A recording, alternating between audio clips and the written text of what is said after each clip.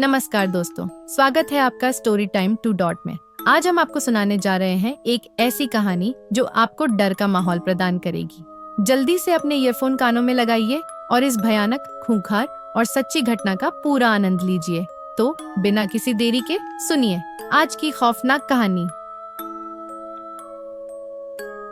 ये कहानी हमें हमारे एक परिचित के माध्यम से मिली है। जब वह हमें यह स्टोरी बता रहे थे तो उनके चेहरे का रंग और भाव देखकर हम समझ गए कि यह कोई मामूली घटना नहीं है। ये कहानी बहुत ही खौफनाक और दिल दहलाने वाली है।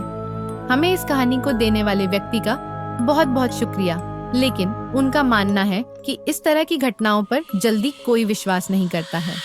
उनका कहना है कि यह उनकी सच्ची घटना है। मुझे ऊंचाई पसंद थी। मैं अक्सर अपने घर की छत पर बैठकर देर रात तक आसमान को निहारता रहता था।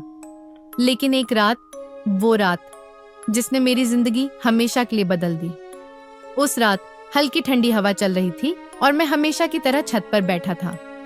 तभी मुझे अचानक लगा कि कोई मेरे पीछे खड़ा है। मेरे रोंगटे खड़े हो गए।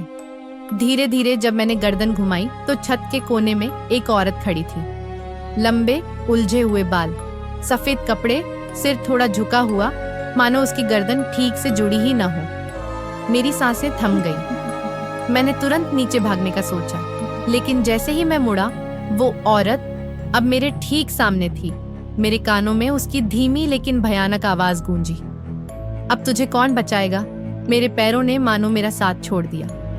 किसी तरह मैं हिम्मत करके भागा और सीढ़ियों से नीचे आकर दरवाजा जोर से बंद कर लिया।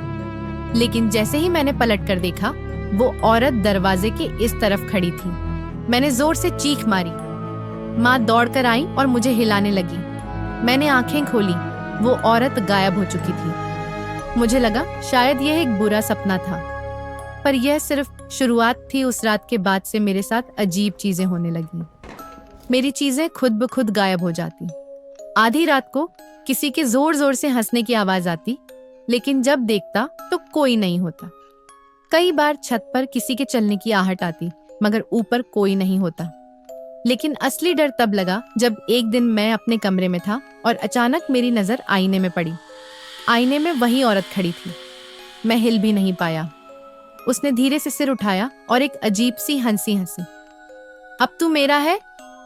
उसके बाद से चीजें और भी ज्यादा अजीब होने लगी। कभी मेरी आवाज बदल जाती, कभी बूढ़े आदमी जैसी, कभी किसी औरत जैसी। कई बार मैं खुद को अनजाने में छत पर पाता, मगर मुझे याद ही नहीं होता कि मैं वहां कैसे पहुंचा। मेरे शरीर पर खुद ब खुद नाखूनों के गहरे निशान बनने लगे। अब माँ पिताजी को यकीन हो गया था कि मेरे साथ कुछ गड़बड़ हो रही है। माँ पिताजी अब डर गए थे। उन्होंने एक उच्च कोटि के तांत्रिक पंडित को बुलाने का फैसला किया।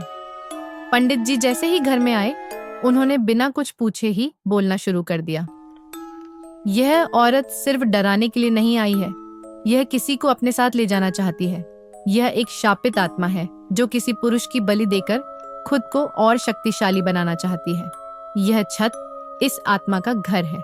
अगर इसे रोका नहीं गया तो आपका बेटा अब ज्यादा दिन नहीं बचेगा। माँ फूट फूट कर रोने लगी। पिताजी के चेहरे पर हवाइयां उड़ने लगी। अब केवल एक ही उपाय बचा है, पंडित जी ने कहा। या तो तुरंत ये घर छोड़ दो या फिर एक बड़ा हवन और अनुष्ठान करना पड़ेगा, लेकिन इसकी कोई गारंटी नहीं कि यह पूरी तरह से सफल होगा।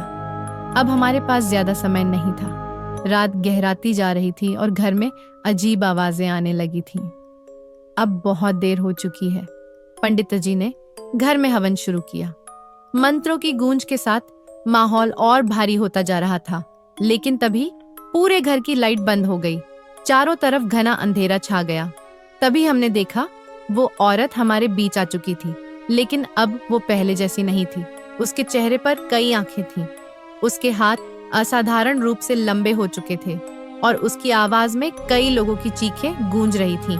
अब तुम लोग मुझे नहीं रोक सकते, पंडित जी ने जोर से मंत्रों का उच्चारण किया और घर में गंगा जल छिड़कना शुरू कर दिया। जैसे ही गंगा जल की कुछ बूंदें उस पर पड़ी, वो चीखने लगी। उसकी आवाज इतनी भयावह थी कि हम सबके कान सुन्न हो गए। उसकी आंखों से खून की धाराएं बहने लगीं और देखते ही देखते वो औरत धीरे धीरे राख में बदलने लगी। अचानक घर में चारों ओर सन्नाटा छा गया। उस रात के बाद हमें कोई अजीब घटना नहीं हुई। माँ पिताजी ने उस घर को बेच दिया और हम हमेशा के लिए वहाँ से चले गए। लेकिन कई साल बाद जब मैं एक दिन अपने पुराने घर के पास से गुजरा तो मैंने छत की ओर देखा। मुझे ऐसा लगा जैसे कोई वहाँ खड़ा मुझे देख रहा है। शायद ये सब खत्म नहीं हुआ था, शायद वो अब भी मेरा इंतजार कर रही थी। क्या होता अगर वो औरत सच में उसे अपने साथ ले जाती? क्या आत्माओं के पास सच में इतनी शक्ति होती है, या फिर यह सिर्फ उसका भ्रम था? क्या आप ऐसी किसी कहानी पर विश्वास करेंगे? क्या आपके साथ कभी ऐसा कुछ हुआ है? हमें कमेंट